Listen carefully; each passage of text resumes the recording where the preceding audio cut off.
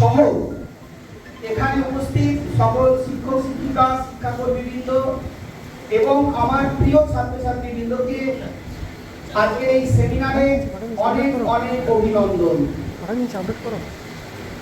আমাদের ছাত্রছাত্রীদের মনে বা শিক্ষক শিক্ষিকাদের মনে প্রশ্ন জাগতে পারে যে কি দরকার ছিল আসানসোল রাইসটাকে তুলে নিয়ে এসে বারামণির গৌরাঙ্গী স্কুলে স্থাপন করা। আমাদের উদ্দেশ্য খুব দুটো খুব ক্লিয়ারলি আমি বলে দিই, দুটো আমাদের উদ্দেশ্য। একটা উদ্দেশ্য হচ্ছে আমাদের ছাত্রছাত্রীরা যারা 12 পাস করার পর, কলেজ ইউনিভার্সিটি পাস করার পর যারা হারিয়ে যাচ্ছে, তারা হয়তো মাধ্যমিক, উচ্চ মাধ্যমিক, গ্র্যাজুয়েশন, মাস্টার ডিগ্রিতে first class, first division, star সমস্ত কিছু পাচ্ছে, কিন্তু তারপর সরকারি চাকরি পেতে গেলে যে প্রিপারেশনটা দরকার, শুধুমাত্র বাজারের কয়েকটা জিকের বই, কয়েকটা ম্যাথমেটিক্সের বই, কয়েকটা জিআর বই কিনে নিয়ে কিন্তু আমাদের সরকারি চাকরি পাওয়ার সম্ভাবনা থাকবে না। আমাকে অনুশীলন করে যেতে হবে এবং সিস্টেমেটিক্যালি একটা প্রিপারেশন নিয়ে যেতে হবে। সেই প্রিপারেশনটা আমাদের বারামণির যারা ছাত্রছাত্রী আছে, আমাদের গৌরাঙ্গীর যারা ছাত্রছাত্রী আছে, তাদের যাতে আসানসোলে যেতে অসুবিধে না হয়, তাদের যাতে কলকাতায় যেতে অসুবিধা না হয়, তারা বারামণির মধ্যে আমাদের এই গৌরাঙ্গী আর্ট স্কুলে সেই সুযোগটা পাবে। এইটাই হচ্ছে আমাদের প্রথম লক্ষ্য। সেই সঙ্গে যে কোর্স ফি রাইস এডুকেশন বিভিন্ন প্রিপারেশনের ক্ষেত্রে বা বিভিন্ন ক্ষেত্রে করেছেন, তার 4 ভাগের 1 ভাগ কিন্তু তোমাদেরকে সেই টাকাটা দিতে হবে। আমি একটু বলি, স্যাররা হয়তো বললেন না যে একটা ফাউন্ডেশন কোর্স প্রিপারেশন নিতে গেলে রাইস এডুকেশনে প্রায় 60,000 টাকা লাগে, 60,000। সেই কোর্সটাই আমাদের এখানে 15,000 এ হয়ে যায়। এইটা আমরা করতে পেরেছি। এবং সেই সঙ্গে রাইস এডুকেশন যেহেতু আমাদের স্কুলে এসেছেন, আমরা আমাদের যে ডেভেলপমেন্টগুলো, আমাদের যে দরকারগুলো আছে, সেগুলো কিন্তু আমরা এগিয়ে নিয়ে যেতে পারবো। এই দুটি হচ্ছে আমাদের মেন কারণ। গত 1 মাস আগে সুদীপ বাবুর সঙ্গে, দীপাঞ্জন বাবুর সঙ্গে আমাদের পরিচয় হয়েছিল। আমরা ওনাদের যে প্রস্তাব, সেই প্রস্তাব শুনেই প্রথমে বলেছিলাম যে আপনারা আমাদের বারামণির যিনি বিধায়ক, আমাদের স্কুলের প্রেসিডেন্ট মাননীয় অশিস সিংহ মহাশয়, বিধান উপাধ্যায়, এনাদের সঙ্গে আপনারা প্রথমে কথা বলুন, কারণ ওনারাই হচ্ছে আমাদের অভিভাবক, এই বারামণির অভিভাবক, আমাদের স্কুলের অভিভাবক। ওনারা যদি ইয়েস করেন তাহলে কিন্তু আমরা এই স্কুলে প্রোগ্রামটা অবশ্যই স্টার্ট করব। অনেক অনেক ধন্যবাদ বারামণির বিধায়ক বিধান উপাধ্যায় মহাশয়কে এবং আমাদের স্কুল প্রেসিডেন্ট মাননীয় অশিস সিংহ মহাশয়কে, দুজনের সম্মতিক্রমে এবং আমাদের স্কুলের যারা শিক্ষক শিক্ষিকা আছেন, বিশেষ করে আমাদের নন্দন স্যার এবং শিলাশিস স্যার সহ এমসি মেম্বার যারা আছেন, প্রত্যেকে কিন্তু এই ধরনের প্রোগ্রাম স্টার্ট করার জন্য উৎসাহ দেখিয়েছেন। অনেক অনেক তাদেরকে ধন্যবাদ।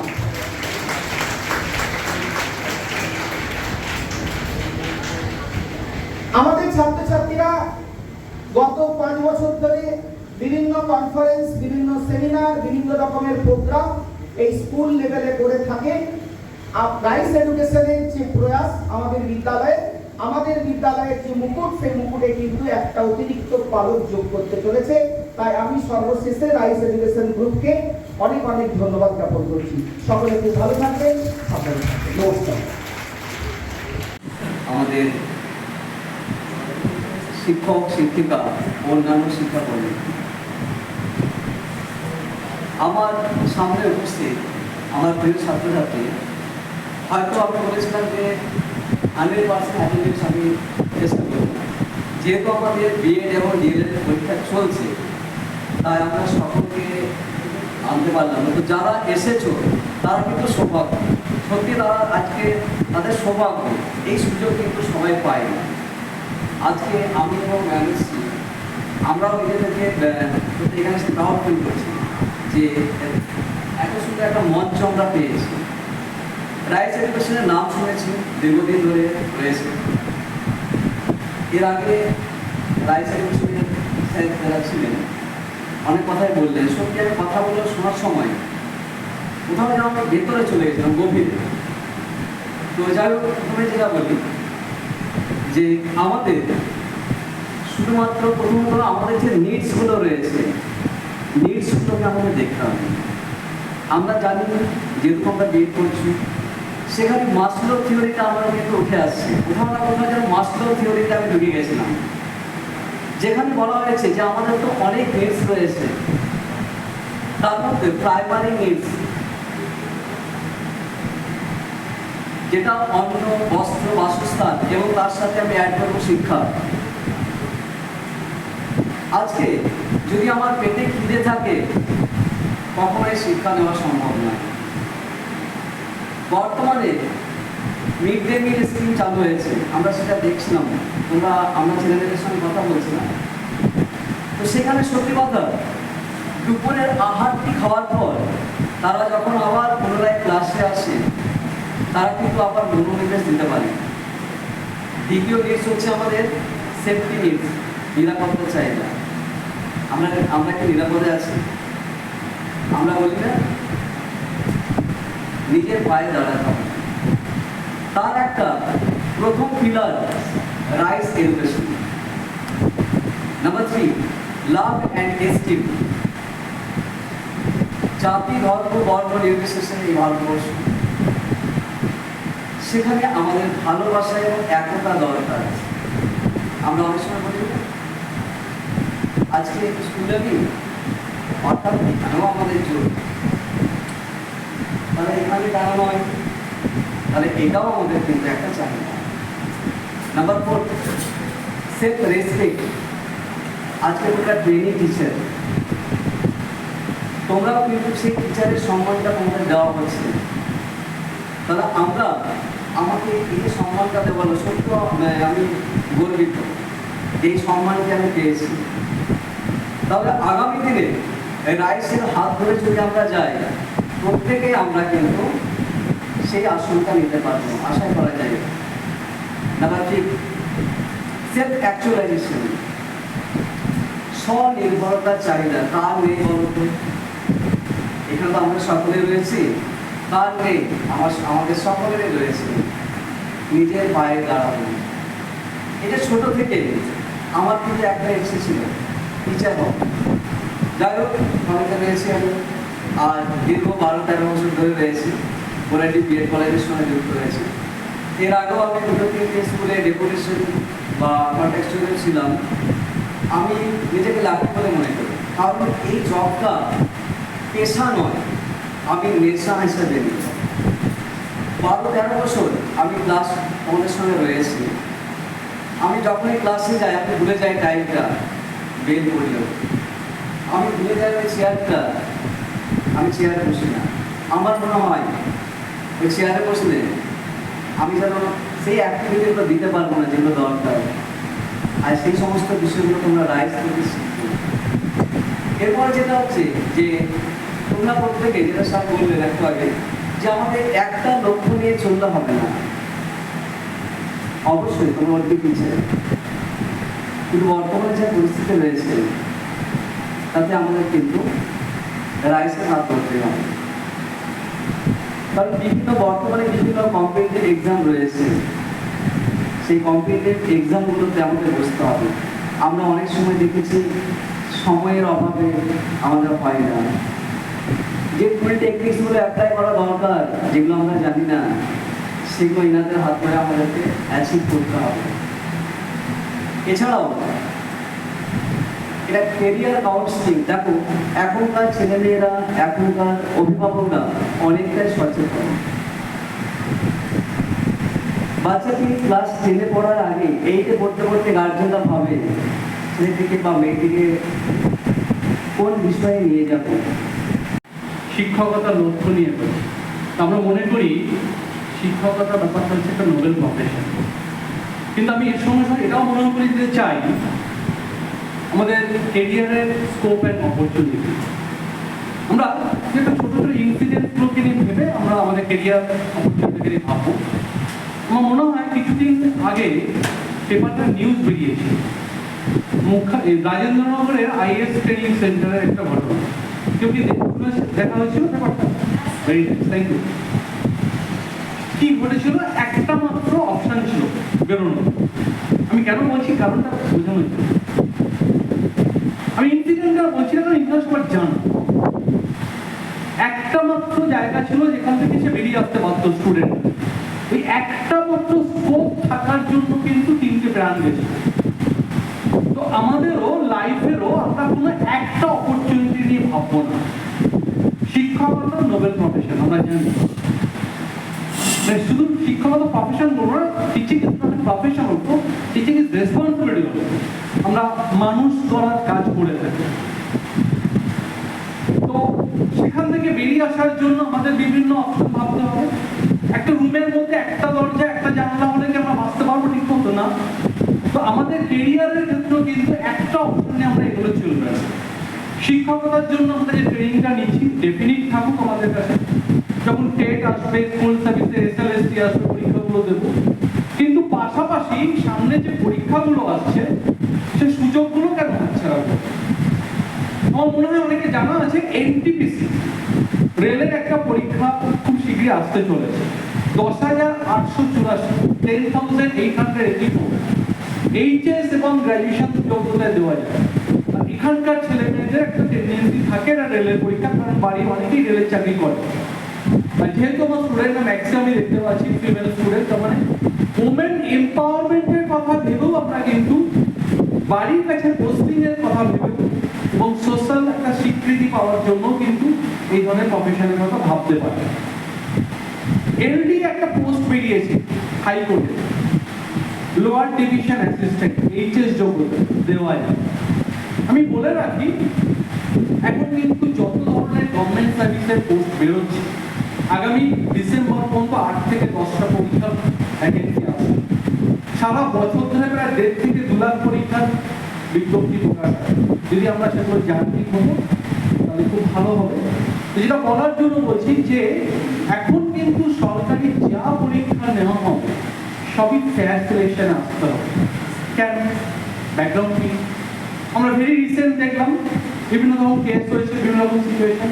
আমার তো মনে হয় যে ফ্যামিলিতে এই ঘটনাটা ঘটেছে সে নিজে আর ওই ফাঁদে কোনোদিন পা দেবে না, তার পরিবারের কাউকে কোনোদিন ওই ব্রাইট দিয়ে চাকরি পাওয়ার কথা ভাববে। কারণ লাইফটা কি হয় আমরা নিজেরাও দেখলাম, শুনতে পেলাম। তাহলে আমাদের এগোতে হবে সেইভাবে যাতে করে আমরা একটা সরকারি চাকরি পেতে পারি। 1% 2% কি হচ্ছে আমাদের ভেবে লাগবে। আমার তো লাগবে একটা পোস্ট। আমরা সারা জীবনে অনেক পরীক্ষা দিয়ে এসেছি, আমরা অনেক পেয়েছি। আমরা মাধ্যমিক পাস করে এসেছি 10 বছর, এইচএস 2 বছর, গ্র্যাজুয়েশন 3 বছর, এখন তো আর এনইপি চালু হচ্ছে, মাস্টার্স তো আরও আছে, বিএড যাচ্ছে। তো কেরিয়ার বা একাডেমিক্স এর জন্য আমাদের লাইফ থেকে প্রায় 15-17 বছর কেটে যায় 4টে বা 3টে মার্কশিট, অ্যাডমিট কার্ড জমা হয়। আলটিমেট কেরিয়ারের জন্য কিন্তু আমরা সার্টিফিকেট পেলাম। আমরা কিন্তু এখনো সেই শিক্ষিত বেকার। তা আমাদের এখান থেকে বেরিয়ে আসার একটাই জায়গা, আমাদের ইমিডিয়েট স্টেপিং স্টোন হিসাবে 6 মাস, 8 মাস, 1 বছরের মধ্যে যেসব পরীক্ষাগুলো দিয়ে আমি চাকরি পেতে পারবো সে পরীক্ষাগুলো আমি ইমিডিয়েট দেওয়ার চেষ্টা করব। ব্যাংক ক্লার্ক হলে গ্র্যাজুয়েশন যোগ্যতা দেওয়া যায়, সেখানে অ্যাপটিটিউড হিসাবে কি লাগে? ওই জিআই, ম্যাথ, ইংলিশ। আমার জিকে পোর্শন পড়তেই হয় না, জিকে মানে সেখানে হিউজ পার্ট থাকে। কতগুলি চাকরির পরীক্ষা আছে, কোন কোন অ্যাডভার্টাইজমেন্ট বেরোচ্ছে, কবে ফর্ম ফিল আপ করতে হবে, কবে ফর্ম ফিল আপের last date, form fill up করার সময় কোনো রকম অসুবিধা হচ্ছে কিনা ইত্যাদি খুঁটিনাটি বিষয়গুলি কিন্তু আপনারা ওই হোয়াটসঅ্যাপ গ্রুপ থেকেই জানতে পারবেন। কিন্তু তার জন্য যেটি দরকার সেটি হচ্ছে অনুশীলন, প্র্যাকটিস। সেই প্র্যাকটিসটা করার একটা মাধ্যম, একটা জায়গা আমরা এই গোরাটি স্কুলে করতে চলেছি। এই জন্য আমি রাইস এডুকেশন সোসাইটি যারা আছেন তাদের সকলকে স্কুলের পক্ষ থেকে অনেক অনেক ধন্যবাদ জানাচ্ছি।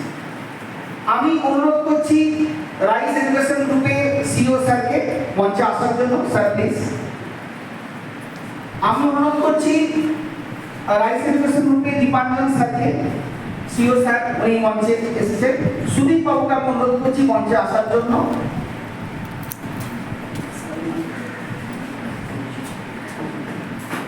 এবং রাইস এডুকেশন গ্রুপের অভিজিৎ বাবুকে মঞ্চে আসার জন্য অনুরোধ করছি। সেই সঙ্গে আমাদের বিদ্যালয়ের সহপ্রধান শিক্ষক মাননীয় নন্দন স্যারকে মঞ্চে আসার জন্য অনুরোধ করছি। এবং অবশ্যই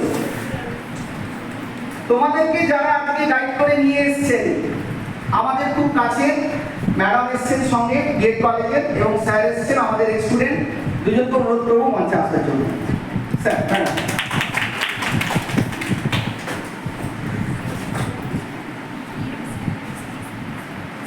আমি এরপর এই বোরান্ডি স্কুলে রাইসের যে কর্মকাণ্ড কদিন ধরে চলছে, যার আজকে প্রতিফলন আপনারা সকলে দেখতে পাচ্ছেন।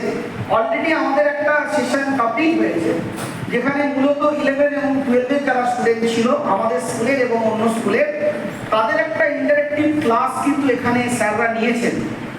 আমি এরপর সুদীপবাবুকে অনুরোধ করছি যে প্রোগ্রামটা কন্টিনিউ করার জন্য। স্যার, এই বিয়েটা কি আপনারা কন্টিনিউ করছেন? এই বিয়ের করে অবভিয়াসলি দুটো হতে পারে। একটা হচ্ছে আপনারা প্রাইভেট স্কুলে কিছু কিছু চাকরি সম্ভব এবং পাবেন, অনেকে করবেন। কিন্তু এটাও ঠিক যে আমরা আমাদের বিভিন্ন যখন স্টুডেন্টদের সাথে কথা বলি যারা বিএলএ করেছে, তাদের মেন মোটিভেশন থাকে যে তারা সরকারি যে পরীক্ষা, প্রাইমারি এসএসসি যে পরীক্ষা, তাতে তারা হতে চান, তাদের সেখানে কোয়ালিফাই করতে চান এবং গভর্নমেন্ট যে শিক্ষকতা চাকরি সেটা পেতে চান। এবং অনেক কারণ আছে, কিন্তু সেই কারণের মেন চ্যালেঞ্জ এখানে যেখানে দাঁড়াচ্ছে সেটা হচ্ছে এই মুহূর্তে গত কয়েক বছরে আমাদের এসএসসি থেকে পরীক্ষা হোক না হোক, পরীক্ষার পরে যে অ্যাকচুয়াল রিক্রুটমেন্ট সেটা স্লো চলছে। এটা এমন নয় যে বন্ধ হয়ে গেছে, এটা এমন নয় যে বন্ধ হয়ে যাবে, এটা এমন নয় যে হবে না, কোনোটাই না। কিন্তু এই মুহূর্তে স্লো চলছে। কিছু কিছু টেকনিক্যাল কারণ আছে, অনেকে জানেন কি চলছে, সুতরাং আমি সেই বিষয়ে যাচ্ছি না। কিন্তু আপনাদের কেরিয়ার কিন্তু এই টেকনিক্যাল কারণ দেখে কিছু চলবে না। আপনাদের জীবনের প্রতিটা দিন, প্রতিটা মাস, প্রতিটা বছর সেটা আপনাদের কাছে invaluable. The choice is yours, আপনাদের চয়েস। যে আপনারা ওয়েট করে থাকবেন কখন আবার গেট খুলবে, কখন আপনারা ঢুকবেন, না আপনারা কোনো পাশের গেট দিয়ে ঢুকবেন। ঠিক আছে, একটু মন দিয়ে শোনো স্যার কি বলছেন। Good morning everybody.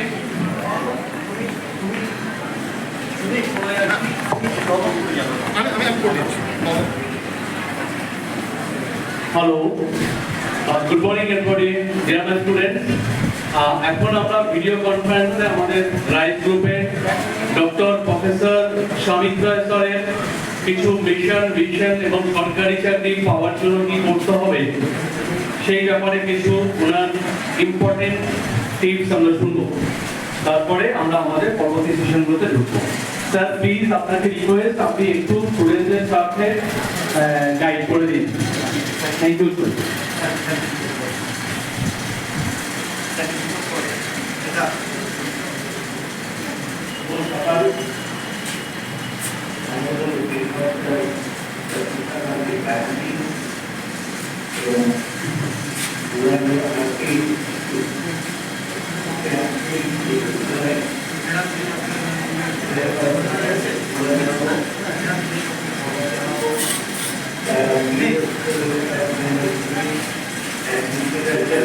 ল্যাপটপের সামনে বাটন আছে।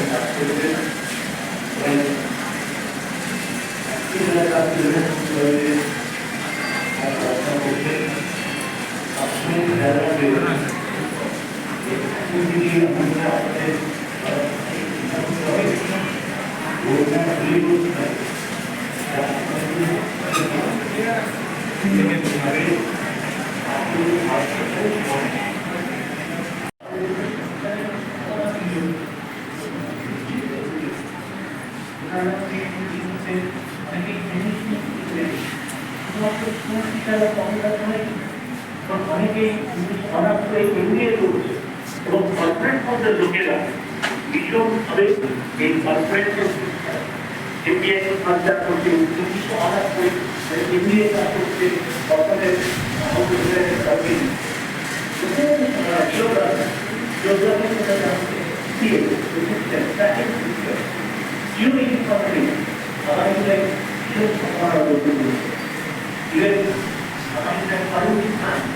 law, ecology, that art করছে ecology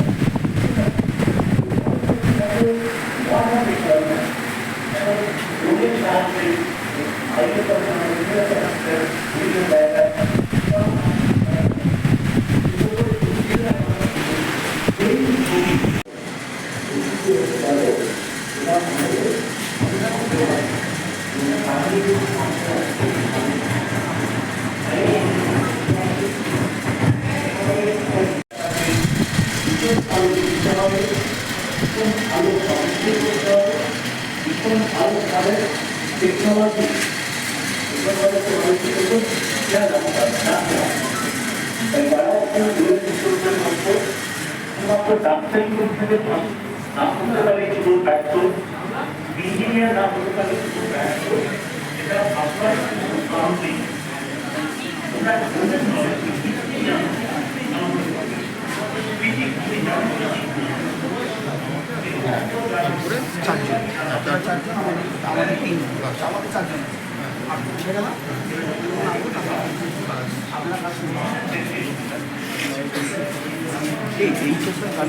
অনুরোধ করছি বিদ্যালয়ের সহকারী প্রধান শিক্ষক নন্দন কুমার দাস মহাশয়কে মঞ্চে আসার জন্য অনুরোধ করছি।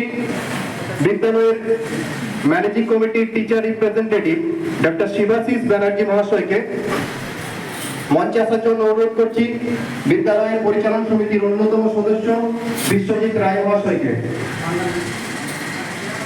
মঞ্চে আসার জন্য অনুরোধ করছি। বিদ্যালয়ের টিচার রিপ্রেজেন্টেটিভ ঝর্ণা রায় মহাশয়কে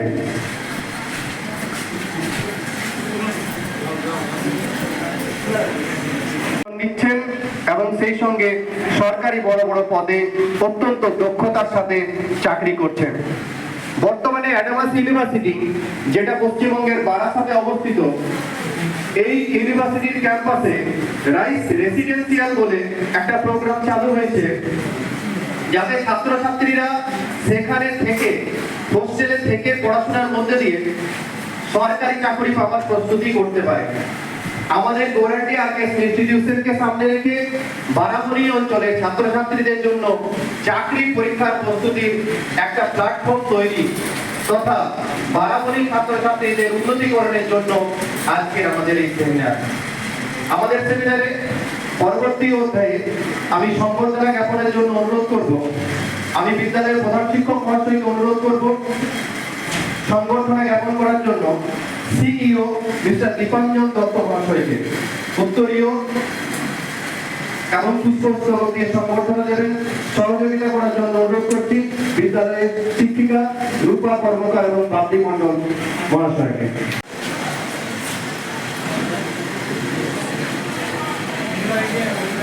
চন্দনের ফোঁটা, উত্তরীয় এবং পুষ্পস্তবক সহযোগে সংবর্ধনা জ্ঞাপন করা হলো রাইস এডুকেশনের সিইও মিস্টার দীপাঞ্জন দত্ত মহাশয়কে।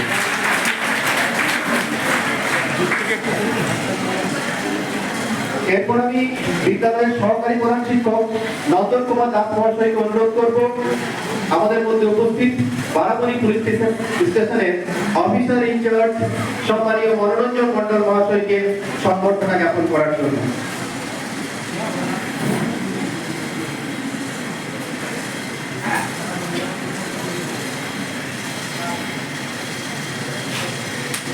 চন্দনের ফোঁটা, উত্তরীয় এবং পুষ্পস্তবক সহযোগে সম্বর্ধনা জ্ঞাপন করা হচ্ছে বারাবণী থানার ওসি সম্মানীয় মনোরঞ্জন মণ্ডল মহাশয়কে। আমাদের চেয়ারম্যান স্যারের আর টোটাল গাইডেন্সটা আমি পেয়েছি আমার সিইও মিস্টার দীপাঞ্জন দত্তর কাছ থেকে। আজকে ওনাদের দুজনে, স্যার তো আসতে পারেনি, স্যার সবার সঙ্গে ভার্চুয়ালি কথা বলেছেন, কিন্তু আমরা আমাদের সবার রিকোয়েস্টে আজকে দীপাঞ্জন বাবু এখানে এসছেন। আমার খুব ভালো লেগেছে। আর আমি এটাই বলবো যে বাকি যা বলার উনি বলবেন। আর আমি খালি চাইবো, আমি যে উদ্যোগটা তুষার স্যার, নন্দন স্যার, শিবাশিস স্যারের মাধ্যমে নিয়েছি, সেটার জন্য সকলে মিলে আমরা সফল করতে পারি। আর দীপাঞ্জন বাবু আর চেয়ারম্যান স্যারকে আমরা দেখাতে পারি যে আমরাও করেছি। এটা যেহেতু প্রথমবার কোনো একটা স্কুলে আমরা এই ধরনের প্রোগ্রাম করছি পশ্চিমবঙ্গের মধ্যে, এটার জন্য আমি সর্বোপরি ধন্যবাদ দেব আমাদের বিধানদাকে, মিস্টার বিধান উপাধ্যায়। যেদিনকে আমি প্রথমবার গেছিলাম ওনার সঙ্গে দেখা করতে, উনি আমাকে, আমি ওনাকে ফোনে বলেছিলাম যে দাদা আমি আপনার সঙ্গে একটা ক্লোজ ডোর মিটিং করতে চাই। উনি কোনো দ্বিধা না বোধ করে উনি বলেছিলেন ওকে আপনি চলে আসুন। আমি গিয়ে ওনার কাছ থেকে 15 মিনিট সময় নিয়ে আমি আর উনি ওনার পার্সোনাল চেম্বারের ভিতরে বসে কথা বলি। আর ঠিক তারপরেই আমি ফোনে আমাদের দীপাঞ্জন বাবুর সঙ্গে কথা বলাই। আর ঠিক আরেকজন আছেন যার নাম না করলেই নয়, আমাদের ব্লক প্রেসিডেন্ট কাম স্কুলের board president mister Ajit Singh. উনিও যেদিনকে আমি ওনার ব্লক অফিসে দেখা করতে যাই, উনি নির্দ্বিধায় অসিতদা বলেন সুদীপ বাবু আপনারা এগিয়ে যান, আমরা আছি। এই যে উদারতা, এই যে মানে আমাদের সাহায্য করা, কোঅপারেশন, আমরা কোনোদিন ভুলব না। অসংখ্য ধন্যবাদ, থ্যাংক ইউ সো মাচ। সবাই ভালো থাকুন, সবাই ভালো থাকুন। শিক্ষিকা এবং শিক্ষাকর্মী সকল অভিভাবকদের আমার নমস্কার। আজকে সকালে সব স্টুডেন্টদের ক্ষেত্রে বলছি, তোমরা কি জেগে আছো? Good afternoon. গুড আফটারনুন হয়েছে, তোমরা জেগে আছো তো? দেখো আমি এবার শুধু তোমাদের সাথে কথা বলবো। আমি শুরু করি সেখান থেকেই যেখানে আমাদের ডক্টর সমিত রায় আর তোমাদের সাথে কথা বললেন, কিন্তু তোমরা হয়তো পুরোটা শুনতে পেয়েছো বা পাওনি। টেকনিক্যাল রিজনে যেরকম হয় কিছুটা গ্যাপ হয়তো তৈরি হয়েছে। আমি ওখান থেকে কয়েকটা জিনিস তোমাদেরকে আবার করে বলতে চাই। উনি কি বলতে চাইলেন, ক্রম পর্যায়ে যে এভলিউশন হয়, আমরা এখন সেখানে কোথায় আছি? যদি আমরা একদম প্রথম থেকে দেখি, আমরা কিন্তু মানুষ শুরু করেছিল যে ইকোনমি দিয়ে শুরু করেছিলাম, সেখানে কিন্তু আমরা ছিলাম শিকারী। সেখান থেকে হয়েছি আমাদের চাষবাস করা, এগ্রিকালচার বেস। তারপরে আমরা এসেছিলাম ম্যানুফ্যাকচারিংয়ে। গত আমাদের যদি আমরা যদি ইন্ডিয়ার ইকোনমি দেখি 1970 এবং 80 সালে, তোমাকে সেই টিচারের কাছে পড়বার জন্য কিন্তু তোমাকে কলকাতায় যেতে হবে না, তোমাকে কিন্তু এখানে পেয়ে যাবে। এবং আরো বেশি সেগুলো চেষ্টা করা হচ্ছে তোমাদেরকে তৈরি করার জন্য। আজকে তুমি যদি এখান থেকে বেরিয়ে আসি, আমরা যদি গভর্নমেন্ট জব থেকে বেরিয়ে আসি, আজকে আমি যদি এইটুকু ভাবি যে তোমরা 11-12 আছো, তোমরা কেরিয়ার নিয়ে ভাবছো, তাহলে আজকে একটা কেরিয়ারের জন্য ধরো প্রাইভেট বা পাবলিক মানে গভর্নমেন্টের জন্য যদি করতে হয় তোমাদের বেসিক ইমপ্রুভমেন্ট কি দরকার, তাকে বলে অ্যাপটিটিউড। এই অ্যাপটিটিউড জিনিসটা কি? অ্যাপটিটিউড জিনিসটা হচ্ছে যেখানে তুমি কিছুটা ম্যাথসের কিছুটা প্রফিসিয়েন্সি থাকবে, বেসিক ম্যাথস মানে অঙ্কের উপরে নাম্বার তত্ত্বের উপর কিছুটা তোমার প্রফিসিয়েন্সি থাকবে, কিছুটা থাকবে তোমার রিজনিং যাকে বলে। জগৎ অন্ধকার, সেখান থেকে কিন্তু আমার উঠে আসে। আমি একটা বাঁশ বাগানে ঘেরা গ্রাম থেকে, যেখানে লন্ডনের এবং হ্যারিকেনের আলোতে পড়াশোনা করেছি গ্র্যাজুয়েশন অবধি, সেখান থেকে কিন্তু দাঁড়িয়ে ফাইট করে আমাকে এই জায়গায় আসতে হয়েছে। I am thankful to god also.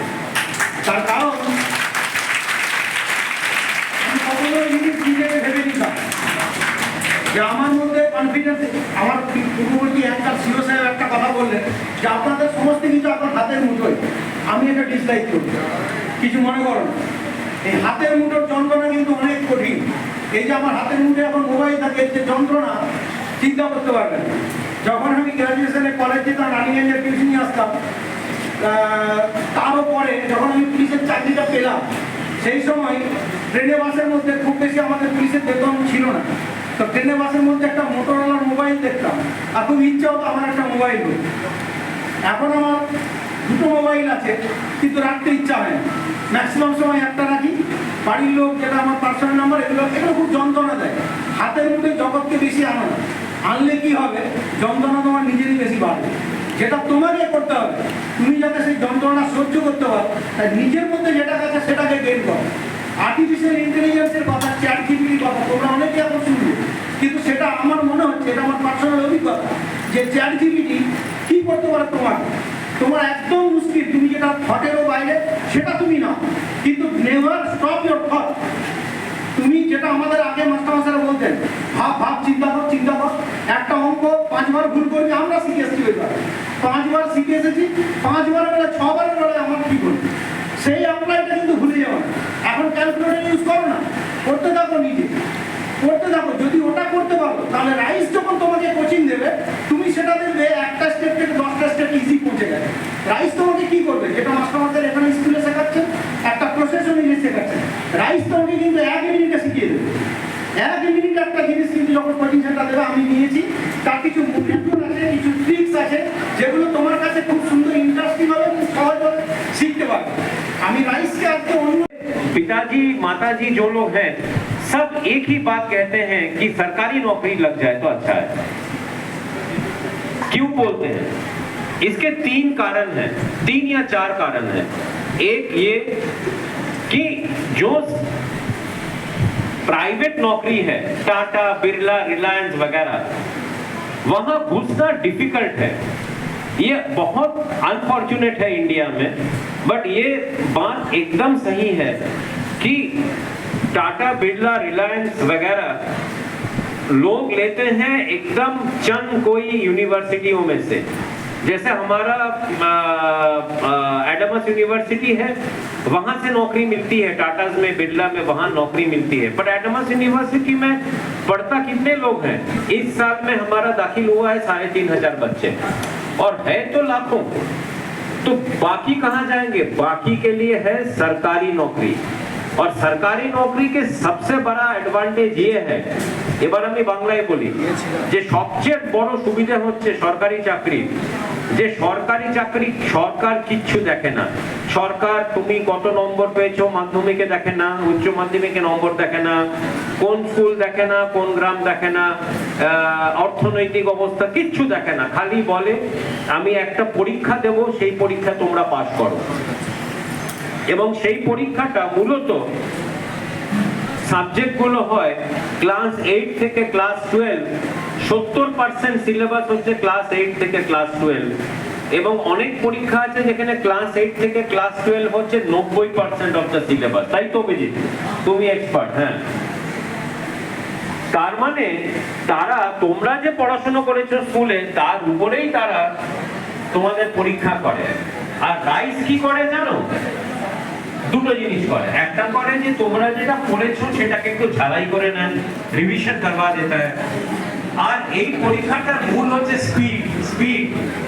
120 মিনিটে 200টা প্রশ্ন উত্তর দিতে হয়, কি করে পারবে? তুমি ভাববে বাপ রে বাপ, একটা প্রশ্ন উত্তর দিতে আমার খালি 40 সেকেন্ড সম্ভব হয়, এটা একলা তোমরা পারবে না, টিপস আছে, ট্রিক্স আছে, লাইস ছিল।